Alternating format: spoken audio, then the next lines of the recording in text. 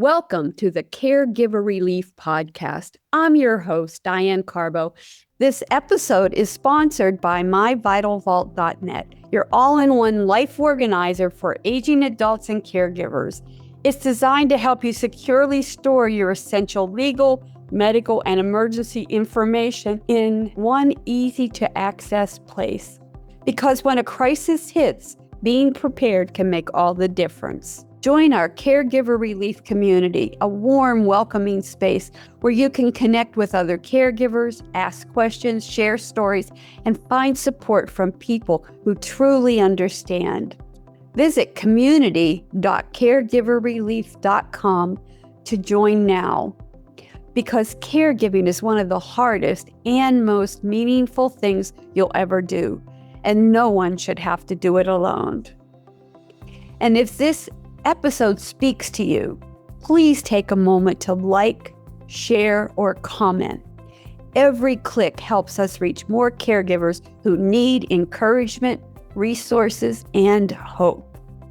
And I'm joined today by Claire Cavalieri, Harvard certified wellness coach, founder of the Slow Aging Method, and creator of the Flourish into Your Future program. I love the title of that, Claire.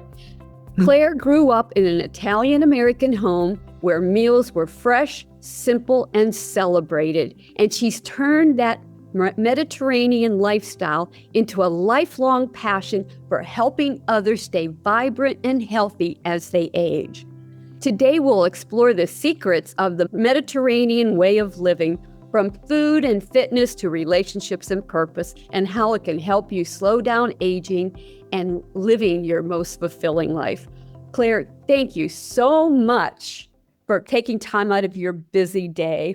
And I see that, as I've told my listeners out here, you grew up in an Italian-American household where food and family were central. And can you share a favorite memory from your childhood that may have shaped you into this wellness journey? Good morning, Diane. I'm so pleased to be here with you today to share my passion, which originated in growing up in an Italian-American family.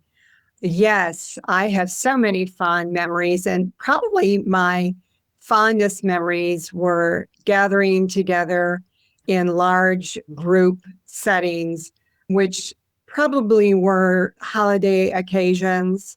We would gather together either in my grandparents' home or in our home. My parents loved to entertain, and my mother usually did the cooking, but it would be grandparents, aunts and uncles and cousins, and we would have lots and lots of food, and there would be so much chattering. And you know what that's like when you hear all people talking at the same thing, and there was that drone going on in the background and kids running around. And the table was just covered with food, and people were gathered around the table. And it was just so happy. It was that feeling of joy. And the food was always delicious. My mother was a good cook, and people would bring dishes to share. And it was just, it just brings good memories and joy to my heart to remember those times. And it went on year after year. It was always Thanksgiving and Christmas, and it was just wonderful times. And everybody hugged and kissed when they came in the door, and the same thing when people exited. And those were my fondest memories, I have to say. And I don't think it was probably much different from other families. I grew up in an Irish family, a big Irish, on one side of my family, and we had all the gatherings too. I can tell you I had an Italian husband, oy vey. Yeah, I wondered, because Carbo sounds Italian. Yeah, it is. It is.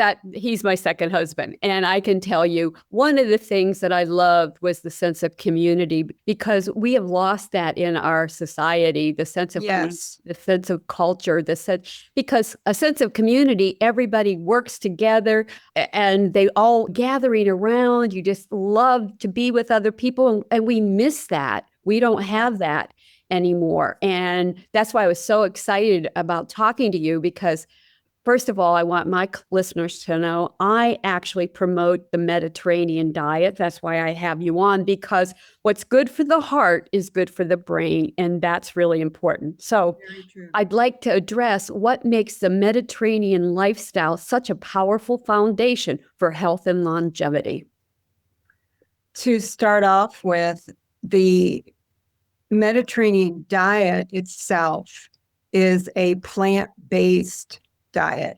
People might be surprised to hear that, but that is the truth. It is mostly a plant-based diet. Yeah. And that means vegetables and fruits and whole grains and legumes. That word legumes sounds scary, but that means beans and peas, that sorts of thing. And the reason why that makes the Mediterranean diet so powerful is because the plants are anti-inflammatory. That's the power of the diet. And the reason why that makes it powerful is because anti-inflammatory means keeping diseases away. Yes. That's the power of the diet. Now, it's not just plants. Yes, the Mediterranean diet does include proteins such as fish, mostly fish, some poultry, but rarely beef. Yes. I know in our society here in the US, beef is promoted. Yeah. And everybody loves steak and burgers.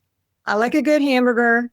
Yeah. Not a big steak fan, but in the Mediterranean diet, in the Mediterranean region, beef is not popular. It's not eaten very often at all. It's mostly fish and seafood when it's eaten. Yeah. In the Mediterranean region, it's surrounded by water. Yes. My husband, his mom was an Italian American, and she lost all of that. She would make this, they call it gravy in Philadelphia, sauce. Yeah, that's so weird to me. Oh, But I know that gravy. Sauce. Put a pot of gravy on. In my mind, I'm going brown gravy and mashed potatoes. Me too. And that's not the way it is in the Italians in Philadelphia or in some of the areas. So she would make this pot of just all kinds of meat. And it was good, but my husband at the time, he actually made it like his grandmother, and it was full of vegetables and fennel, and oh my Lord, it was the most amazing sauce I ever had. And I love that because we ate all fresh vegetables and fruit and healthy eating, and it just made a difference. Yes. Now, when my mother would make dinner, which she made, even though she was a professional and she worked full time, she made dinner every night, and it was always some sort of usually either chicken or fish. And we always had a vegetable with the meal or a salad or both. And my father made us at least try and usually finish the vegetable. And that's how our palate became well-rounded. We had to eat the vegetable. And we never had dessert unless it was fruit, except on special occasions like a holiday or our birthday. Then we could have a sweet like cake. But we never had sweets. And I never developed a palate for sweets like candy or cupcakes or cookies or some things like that. One of the things I learned is why we have this sweet urge for sweets, so many Americans. And when my mom died, I found, and I was 18, between 17 and 18, I was cleaning out things, and a pediatrician, Dr. Tall, I remember him because he came to the house many times. In those days they did. And there's 4 of us. I'm the oldest of 4. Dr. Tall had written a prescription for my formula. In it was 2 tablespoons of Karo syrup. Oh my God. Milk, whole milk, and a dropper of liquid vitamins. So that was like your baby formula? Yes. That's Wow. before they had the really good, the present day formula. But so my mom, she had to have C-sections and stuff, so she wasn't able to breastfeed. Mhm. And in those days, I'm learning they were pushed to go to the bottle versus the breast. Yeah. But this is why we have, and I was born in 1953. So Mhm. in the 50s, there were so many of us that were given this prescription Interesting. formula. So that's something to keep in mind because Yeah. I grew up, I went to nursing school when I was young. Here I am 54 years later. I'm still promoting health. But when I raised my children, I had two sons. And we always had salad bar day. We made it fun. And they ate all the time. In fact, when my son went to Kent State University, he actually petitioned for a salad bar to be started there. That is fascinating. Yeah. And he was surprised. Jeff worked in a grocery store when he was 15 and 16. And he told me, Mom, I can't believe what people buy. But because we didn't eat TV dinners. We didn't eat any of those things. I actually made homemade TV dinners. I learned that from my mom. So they weren't always healthy. And I loved to bake. So I made everything from scratch. So my boys would give me grief when I bought something store-bought. You're getting lazy. You're a good mom. Yeah. So I want to talk about your slow aging method. Can you tell me how that differs from other wellness approaches? Yes. My slow aging method is three things. It is, first of all, an updated version of the Mediterranean diet. Okay. It is consistent form of movement, whatever that may be, 5 days a week, at least 5 days a week, 30 minutes a day. And it is nurturing relationships and having a sense of purpose. That's beautiful. Can I put in there this 30 minutes of activity a day? Yes. People think they have to get it all at once, and some seniors cannot do that. And the research science says it's okay to do it even in 10-minute increments. Yes. Yeah. And I want people to understand that. So if you can't get up and move around for 30 minutes, just do 10. If you can only do 5, do 5 and do it 6 times a day until you build up your tolerance for it or your cardiovascular status or whatever. But the key to a healthy body and a healthy mind is to continue to move. Move. And that doesn't mean that it has to be going to the gym or running a mile. It can be just getting up in the morning and doing some stretches. Yes. Or some Tai Chi, which I'm a strong advocate Me too. I am too. I strongly encourage any senior, anybody to do Tai Chi, especially as we get older because we have balance issues. Yes. And or just walk. I firmly believe in getting sunlight first thing in the morning. 100%. Walk out your front door and walk 10 minutes.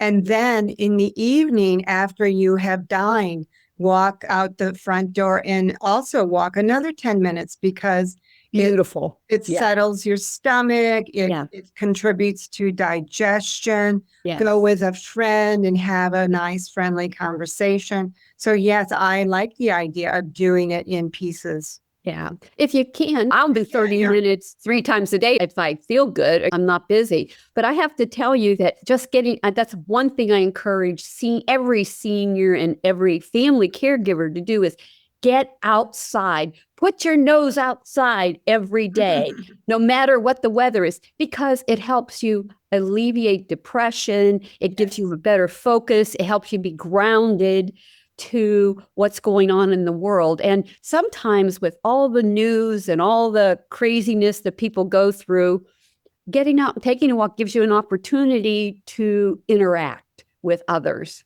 Yes, that's such a good point. Yeah. Say hello to your neighbor. Yeah.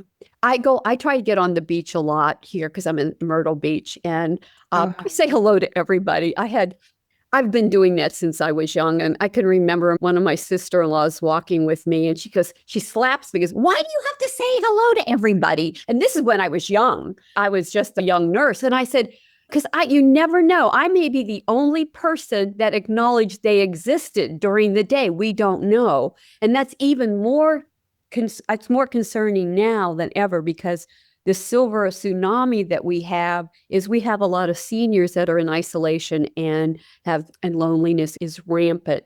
So it's important that seniors do get out, because you never know. And I'll stop and talk to anybody.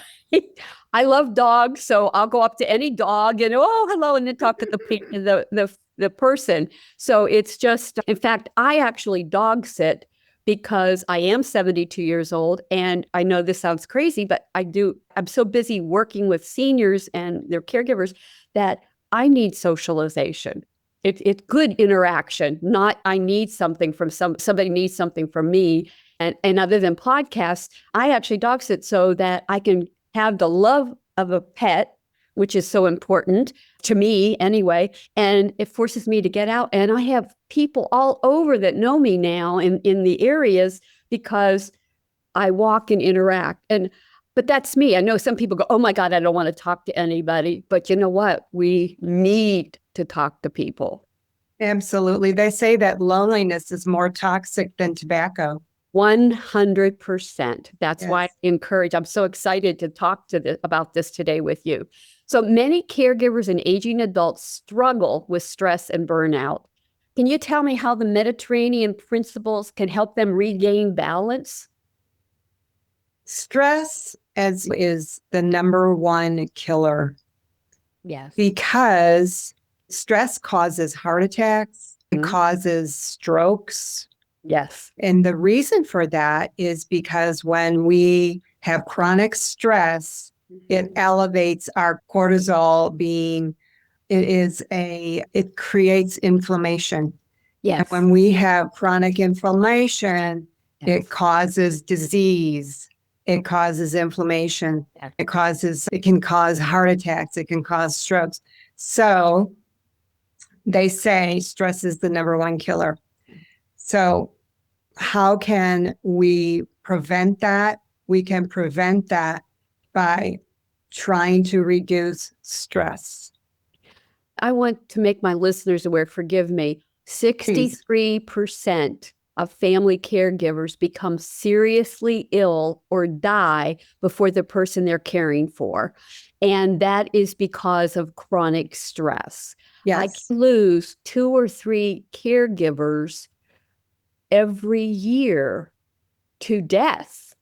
And I'm like shocked, but a lot of them have to stop caregiving because they've developed a chronic illness that they can no longer provide care for their caregiver. That's why I think it's so important for us to talk about just worrying about how you eat, and exercise and community is really important.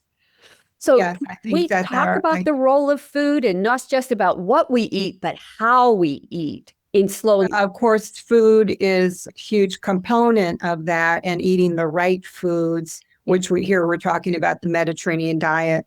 And I think that's very important to recognize. And if people aren't eating the Mediterranean diet, then maybe start adopting the Mediterranean diet. And I'm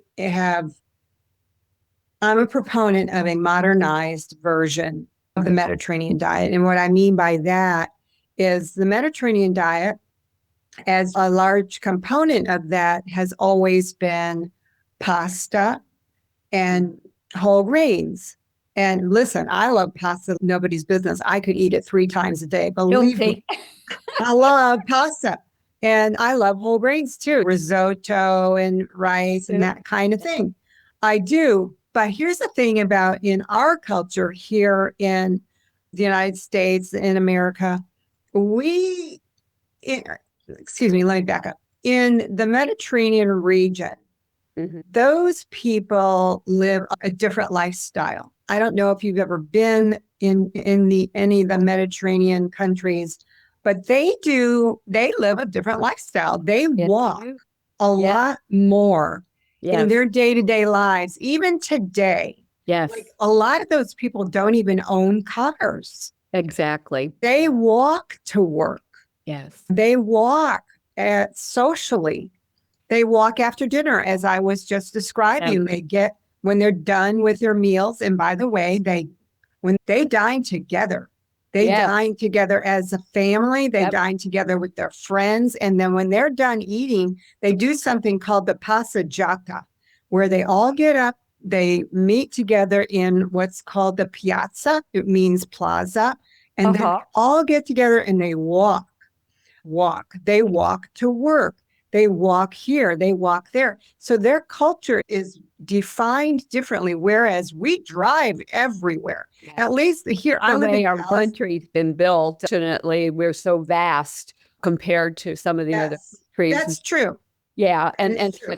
but it sadly we've lost that. What I find very sad about, we're all the result of immigration. We're people that came here through Ellis Island and stuff. And what is really sad that I grew up, I'm an Irish American. Did I speak Gaelic? No. Was I even introduced to that culture? No.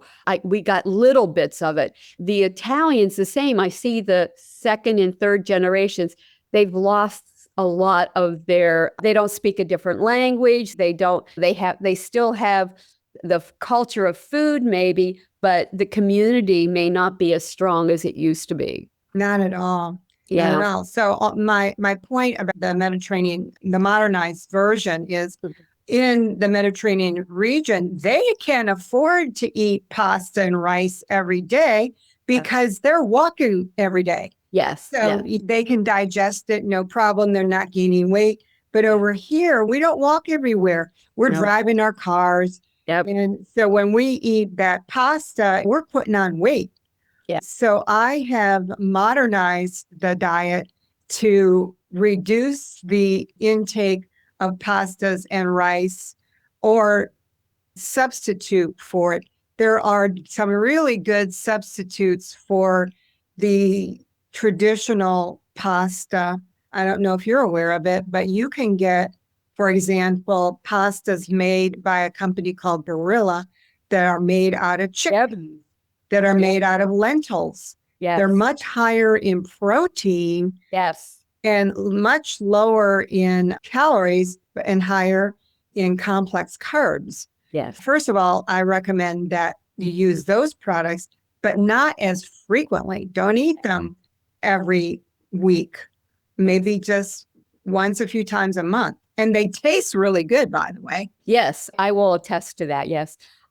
When you say about pasta, my youngest son is now a nurse anesthetist, but when he first got out of the military, he went to the restaurant school of Walnut Hill, which is in Philadelphia, and because he thought he wanted to be a chef. And I would come home from work, and my Italian husband and him would be making homemade pasta. Wow, that's really great. They'd be using the clothes hanger thing that I had pasta hanging all over it.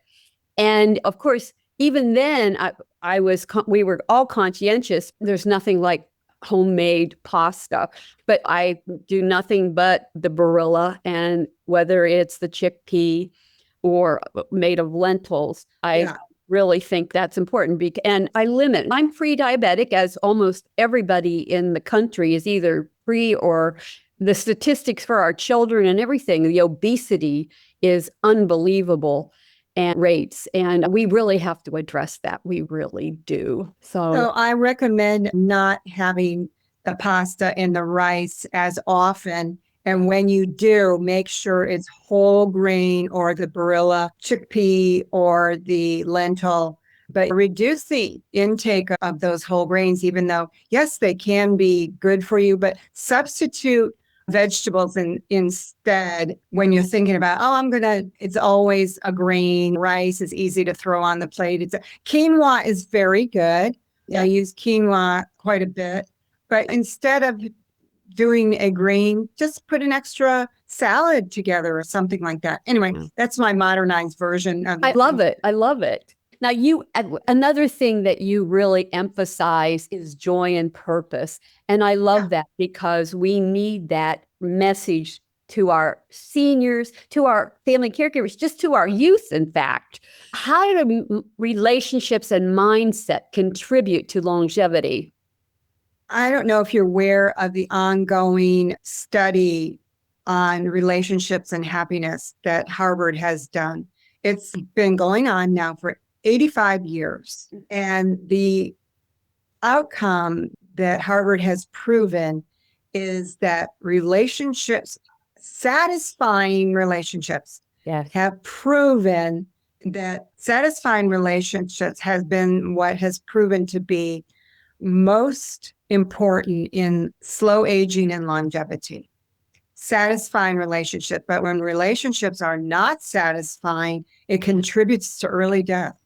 Yes. You know what? When I went through COVID, I had a nurse friend in her 80s still working, giving injections for, I think it's Passport Health or something like that. She was healthy and well. And when she was locked down, I just was with her the other day, she lost all her sense of purpose. She has declined so much. It just makes me sad. And I know two 104-year-olds in different parts of the country that actually, the one is living at home and she has home care come in. She pays for someone to come in 8 hours every day to help her, and they get out and socialize. She goes bowling at 104. And I love that. Eat. It's important. If she wants to shop, they take her shopping. And then I have the other lady in California. This is so funny. The daughter is 76 and her mom's 104. And she's been taking care of her mom for 25 years. And she calls me up one day and says, I'm getting old. I'm not feeling well. My mom's going to outlive me. I'm putting her in assisted living so that I can start living my life. Oh. And I thought, oh my Lord. First of all, it takes a caregiver a long time to get there, 25 years. And and her mom's 104. Her mom loves the assisted living. They go swimming. The interaction was amazing for her. And so I really do. The sense of community, we've lost it. We need to find it again. Yes, it's so important to be surrounded by friends, family when you are aging and to have a sense of purpose. Of course, it doesn't mean a job. Exactly. That's not what purpose means. It means you get up in the morning and you have something to look forward to, even if it's just having a pet to care for. Yes. Or something creative to do like painting or learning a new activity like a software program. Yes. Something like that. It doesn't mean a job. And people confuse that, I think, sometimes in their 100%. mind. That purpose means you have to have a job. That's not what that means. It means something that you can do that gives you a sense of well-being. Yeah. I'm a firm believer in that. I have friends that have retired and they are so busy. They said they don't know how they fit work into their lives before. Yeah, and that's the best thing. That's the best thing. Yeah. It's giving you a feeling. It's making you feel valuable. Yes. And I have people that go to card club, book club, they go for aqua exercise, all kinds of different things. And to have that is so important. It's so important. It really does contribute to your health and longevity. Yes. I encourage every caregiver to start the day with an attitude of gratitude and to find one thing that they're grateful for before they start their day. I love that. So I'm going to ask you, what are some small, practical daily habits listeners can start today to live more that like they're in the Mediterranean? We talked about walking. I think that getting outside and getting some fresh air and sunlight. I believe in the solar power. Yeah. I think solar power is so important. People are afraid to get sunlight on their skin, but I really believe in the power of solar power. Getting like 15 minutes of sunlight on your skin is important. And you can just do that in combination with walking. And it doesn't have to be fast walking. You can stroll. Yes. Just breathe in fresh air. Exactly. So I think that's one powerful thing that people can do daily, 10 minutes, 15 minutes of walking. And I think another thing is to eat more fruits and vegetables. 100%. And that's another thing. And I think another thing is to take a nap. Oh, I like that one. Yeah. Oh no, I read a study just the other day that said the more people who take a nap live longer. Yeah. There's actual studies on that. Yep. Einstein used to take naps. There are, It refreshes the mind. yes. And so take a nap. Everybody take a nap, even 20 minutes. Exactly. That's what I was going to say. Some people say, well, I won't sleep at night. The thing is, if just 20 minutes, if you think you're going to sleep too long, set the alarm, but take that 20 minutes to rest and refresh. And I can tell you, when I have time, I do that. I really do. And even if I don't have time I have so many things going on, I want to sleep, I just make myself sit and meditate for 20 minutes. Yeah, and you just put your head down and close your eyes. Yeah. And if you're worried about it interfering with your sleep, then don't do it too close to the evening. Do it like maybe 1:00 or something. Yeah, exactly. So you have a signature program and it's Flourish into Your Future. Yes. First of all, I love the name. Thank you. The title. And so what inspired it and what transformations have you seen in your clients? What inspired it is thinking about my own future. This is an example. Okay, let's say that you're 50 and you're looking into your future to, let's say, when you're 75. So when you're 75, you think about, okay, what do I want to do when I'm 75? And how do I want to feel when I'm 75? Let's say I want to ride my bike with my spouse around Europe. If I were to do that, how do I want to feel? Naturally, I want to feel healthy. I want to have strong body. I want to be energetic. I'm 50 today. What do I have to do between now and I'm 75 to get muscular, be mobile, be energetic, so that I can achieve that goal when I'm 75 of riding my bike all around Europe?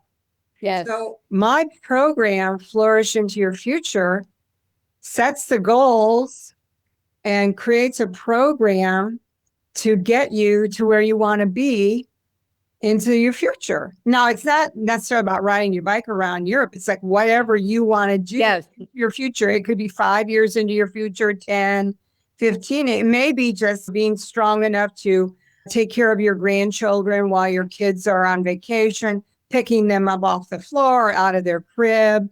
But most people want to be disease-free and strong and energetic. Whatever it is they want to do or feel into their future. So I help them decide what their future wants to look like, how they want to feel, set those goals, and create a plan for their future. I love this because I grew up, my paternal grandmother, I was born Diane Smith. My paternal grandmother's Smith. She was born a Bachman. I grew up with her exercising to Jack LaLanne every day. Yeah, people go, who's that? He was before Richard Simmons. He was, people ask who that is. He was before Jane Fonda. I remember Jack LaLanne. He wore that stretch suit. Yes. And my grandfather had a heart attack and we learned to eat food without salt. We went, and here's where the government screwed up. They pushed fat's bad for you. And they took all the fat out of our diets as much as they could. Fat was bad. And I can remember my grandmother would buy something called ice milk. It wasn't ice cream. It was ice milk. My mother did too. Yes. And the thing is, now the government's saying, oh, we screwed up, because what the food companies did is to make the food palatable, they replaced the fat with sugar. Yes. And the government is the reason why we have this obesity problem today. I blame it on them because they were saying butter was bad for you. Yes, and then they replaced that with margarine. Yes, and margarine actually is plastic. So they had it all wrong. Yes. Now they're trying to change it, and people aren't sure what to do. So I love that, and I love the Flourish into Your Future, because I think I grew up wanting to be healthy like my grandmother, because she walked to church. Her and her little sisters. I call them, they're my great aunts, but they were all under 5 foot. And my grandmother was 5'2" or 5'3", but they were all shorter than her. And they all walked together everywhere. And every Saturday, my grand would take me down to downtown Pittsburgh, and we walked everywhere. And she was so healthy, and she lived to be 98. Oh, wow. Wonderful. All my little aunts grew well into their 90s. And it's the lifestyle that they had. Yeah, they were good examples for you. Yeah, yes, they were. So that's what I did for my children, my sons. I just pushed healthy. I wanted to be a good role model. So we ate fresh fruit and vegetables. And I felt really proud when my son comes home, and when he was working at the grocery store, he'd say, "Mom, do you know about this food? Do you know what people are buying?" Because he was shocked, because I did everything, even though it may not have been healthy. I made food from scratch with the real butter, and I did bake. Breads and cakes and pie. Oh, wow. But a good mom to them. That was the Italian or the Irish mom. I grew up with that. But I also grew up knowing that fresh fruit and vegetables, and I was blessed. Yes, you were. I was blessed to have that as an example. For aging adults who feel it might be too late to make changes, what do you say to encourage them?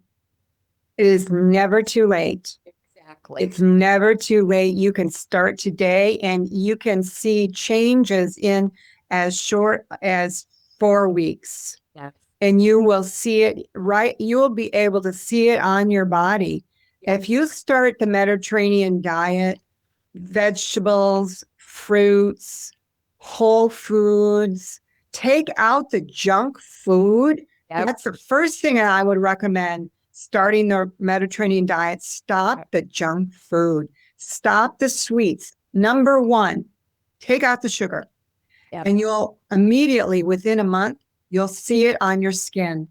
Yes. That's the first place, aside from probably losing weight, yep, you'll see it on your skin, and your skin will look more clean. Exactly. And it will start glowing. Yes. So you will witness it immediately. You'll get the rewards within a month. So I'm going to talk about a body. Excuse me. I'm sorry. No, I'm done. Okay. Constipation is a problem. Oh, yes. Society. It's huge. And one of the things that always surprises me is how people don't eat fresh fruit and vegetables, and they eat so much processed food. And then they wonder why they have constipation. And I'm like, you get fresh fruits and vegetables into you, and it's not just an array of different vegetables and fiber in your diet. You get real fiber. I grew up, like I said, a sugar addict, looking for the next fix. Oh. And because I didn't know it. We probably all did. Yes. We're all the same generation. Exactly. So how did I overcome this? It was challenging, but I really limited. My boys used to laugh, "Oh, Mom's on a diet again." You know what I mean? I stopped baking, and and we had fresh fruit and vegetables. And if I made something, I made it with less sugar. I tried to wean us off the sugar. And now if I eat something sugary, I don't feel good. No. And speaking of constipation, people may not realize it, but sugar causes constipation too. 100%. Yep. They don't understand that, and it's really hard for them. And that's why I say, go to whole fruit. Don't drink juice, eat the fruit. There's so many things. Because the juice is sugar. Yes. It's concentrated sugar. 100%. 100%. So I just think it's really important that people know, hey, it's not only going to make your skin look good, and you're not only going to feel good, but you can poop. Yeah. And you'll feel better. You'll feel so much better. Yeah. And people are going, "I don't want to hear this. I don't want to." You know what? As a nurse, I just tell it like it is. You have to, and it's never too late. I know I have seen people change, and it's so much. Now, I'm going to say caregivers often sacrifice their own health for others. what piece of advice do you give them about putting their wellness first? It's what they say about the oxygen mask on the airplanes. It's so important for you to come first, because if you don't take your own health and welfare seriously and put yourself first, what's going to happen if you get sick? Who's going to take care of the person that you're taking care of? So it's so vitally important that you make yourself number one.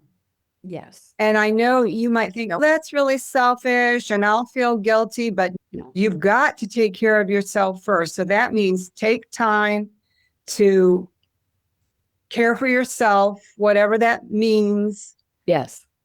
Give yourself some time every day, relax, self-care, exercise, proper diet. And that way you'll be around so you can care for the person that 100%. for. And I want my caregivers to know out there, and seniors to know, that their caregivers have a right to a healthy life. And when you don't take care of yourself, you become ill. And I've seen this over and over again. And it's not selfish to take care of yourself. In fact, it's essential, absolutely, for the very reasons that you say, to avoid stress and be able to live a healthier life. And as far as guilt, I'm telling my listeners out there, it's a wasted emotion, because it's a way for you to, people use it to make you feel bad. But I have to tell you, you allow people to make you feel guilty. Choose not to feel guilty, because here's the thing: guilt negates every good thing you do. Yes. One thing. So they really need to say, oh, I'm not allowing this to happen. You need to put limits, and that's a problem with many caregivers, and boundaries, another problem. But I'm hoping that if caregivers hear this enough, they'll say, Diane, think of me sitting on your shoulder saying, hey, take care of yourself. Let me say something about negative emotions like guilt. Please. Yes. Positive. Let me talk about mindset, Yes. because people don't know the chemistry about emotions. When you have positive emotions like joy, happiness, whatever it may be, feeling good about yourself, authenticity, love, gratitude, those emotions, when you feel them on a pervasive level, that means frequently, Yes. those chemicals that are produced by the body are dopamine, serotonin, oxytocin. Those chemicals are swirling around your cells. And when they are doing so all through your body, they boost your immune system. So they make you more healthy. Yes. And that means keeping diseases away, keeping you healthier, stronger. On the flip side, when you are feeling negative emotions like guilt, like resentment, like anger, like hatred, those negative emotions do the opposite. They erode your immune system. Yeah. When your immune system is eroded, that makes you subject to disease, to illness. And you can catch colds, you can get the flu, or worse, you can get cancer. It's proven. Yes. So it really pays off for you to continue to keep a positive mindset. Yeah. Think good thoughts. Be happy. Feel good about yourself. Choose happiness. Choose feeling well. Yes. Choose a positive. It's a choice every single day. It is. And it's hard for so many caregivers to do that. But I also encourage my family caregivers to build what I call a care team partner support group. They need to be able to reach out to other people, whether it's uninvolved family members, extended family members, or judgmental uninvolved siblings, and say, I'm providing care. And they may be getting beaten up because the family thinks it's their responsibility and they don't get the support or they refuse, then they need to get a family caregiver contract in place where they actually say, this is what I'm doing, this is why I'm doing it, and these are days I need or times I need to be covered. And you either need to be physically here to help me get a break, because they have to look at it, and caregivers hate this when I say it, but you need to look at this as a job. And when you have a job, you get breaks, you get vacations, you get holiday time. And in caregiving, in the caregiving world, that doesn't happen. And respite care is not available at an affordable rate. So how do you get breaks that you need to be able to do what you want? You ask others to provide practical assistance. Maybe somebody will volunteer to walk the dog, or bring in the groceries and help put them away, or cook you a meal, or manage the medications. And this is one that caregivers have to be strong and encourage and expect. The uninvolved family caregivers, family members, and the uninvolved siblings, if they're not going to provide practical assistance in some way, they should be expected to provide financial support and have help in the home. And that's another ball game. But that's part of the wellness that they need to maintain. So finally, what's one simple Mediterranean-inspired tip that listeners can take away today to start their journey towards ageless living? I think it's what we talked about before. I think taking care of themselves first is number one. Thank you. And the three things that we talked about earlier would be where they could start. They can walk outside, get some sunlight, take a little walk, get some fresh air, eat some additional fruits and vegetables, start avoiding the junk food, and then take a nap. I think those would be excellent things for them to do, which would amount to some self-care, putting themselves first. 100%. Yeah, and all of those things are done in the Mediterranean. In the Mediterranean region, they all have a siesta in the afternoon. Close down businesses from 1 to 4. Yes. And they have their midday meal, and then they take a nap. Yep. Everything is closed. Yeah, I love that. Yeah. And again, it's a sense of community, and everybody's focused on taking care of their health. Yes. And that's where we as Americans have lost that culture. We have lost that. We're so overdriven. We drive ourselves into the ground. 100%. Absolutely. Claire, I really want to thank you for spending so much time today. You have such a beautiful message, and I want to help promote you. How do our listeners find you? I offer a special opportunity for your listeners. I'm offering a free 90-minute health and wellness consultation.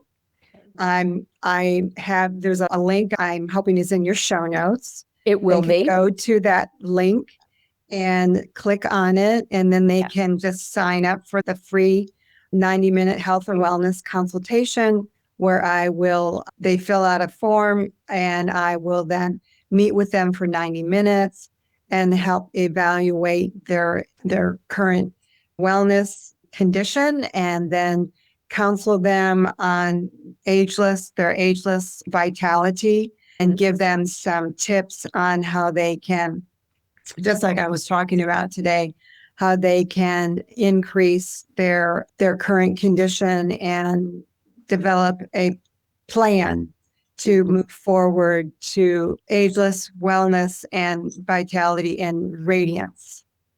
One of the things I will let my listeners know, we create a permanent page for every audio cast or podcast. And we'll put all the information in Spotify, Apple, YouTube. But I also create a permanent page for you where we'll also have the links to all your site and your free consultation at the bottom of the page as well. So it's permanent, so the people that go through can. Oh, I love that. Thank you so much. Yeah, I think it's really important that we promote. I'm trying to create a sense of urgency of taking care of yourself. And I think that your message is such a beautiful one. It's necessary. So I really thank you for appreciate that. Thank Thank you, you. Diane. To my family caregivers out there, you are the most important part of the caregiving equation. Without you, it all falls apart. So please learn to be gentle with yourself. Practice self-care every day because you are worth it.